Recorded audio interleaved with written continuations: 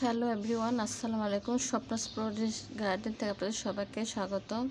আপনারা সবাই কেমন আছেন? আমি ভালো আছি। আজকে আমি আপনাদেরকে আমার ছাদ বাগানের কিছু অংশ দেখাবো।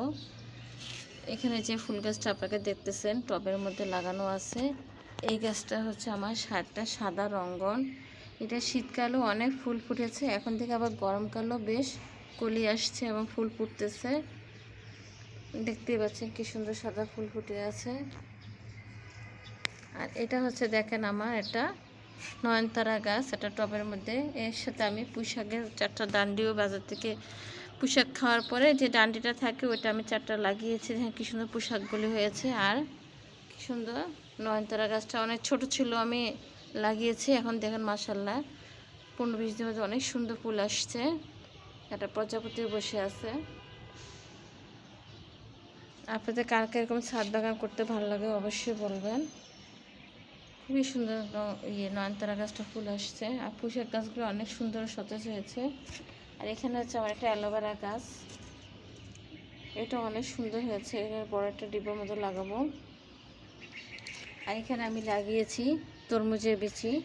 দেখেন আমার তরমুজ গাছ হয়ে গেছে। পরে আমি উপরে একটা মাছা তৈরি করে দেব।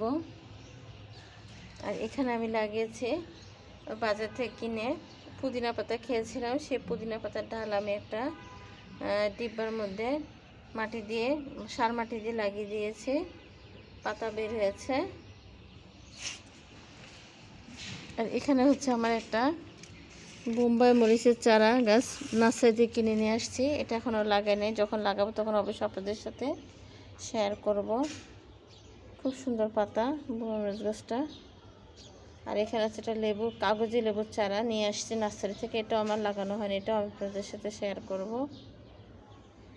কার কার এরকম ছাদ বাগানে গাছ লাগাতে ভালো লাগে অবশ্যই জানাবেন। গাছটা এখনও মরিচ আসে না, কয়েকদিন পরে যে ফুল আসে মরিচ আসবে।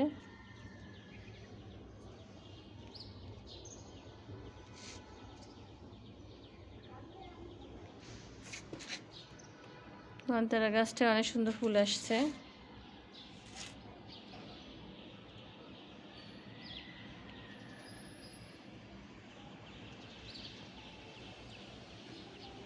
আজকে পর্যন্ত সবাই ভালো থাকবেন। আল্লাহ হাফেজ।